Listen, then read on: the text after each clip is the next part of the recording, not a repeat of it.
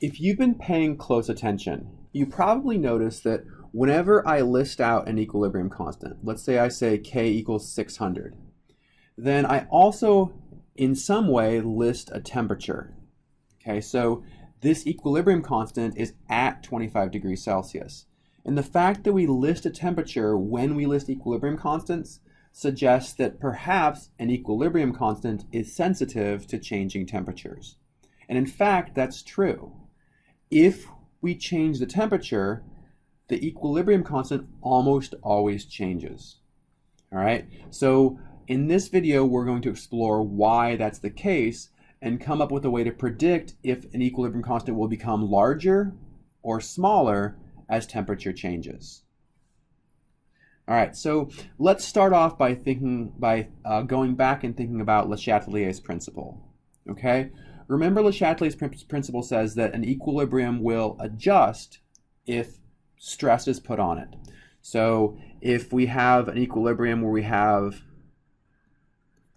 reactant A in equilibrium with, let's say, 2 reactant B's, and they're both aqueous, so we include both of them in our equilibrium constant. So K is equal to the concentration of B squared divided by the concentration of A. Right?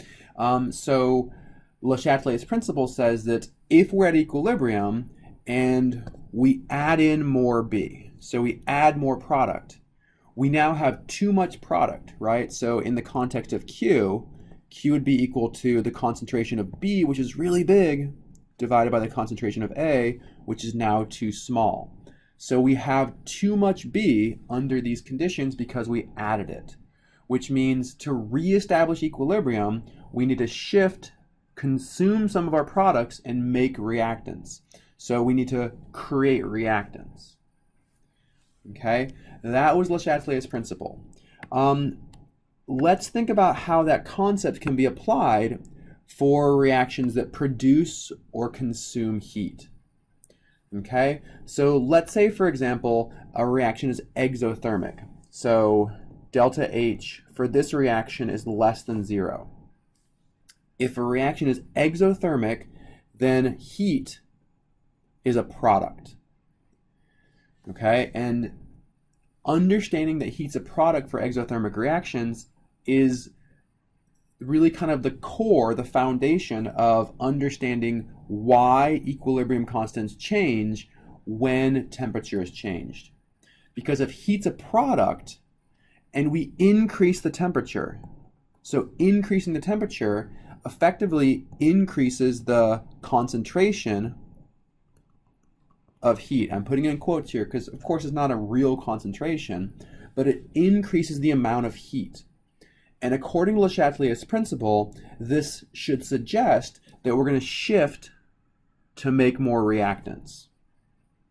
Okay, so for an exothermic reaction, when we heat up the reaction, we are increasing the amount of products because heat's a product, which causes the reaction to shift to make more reactants.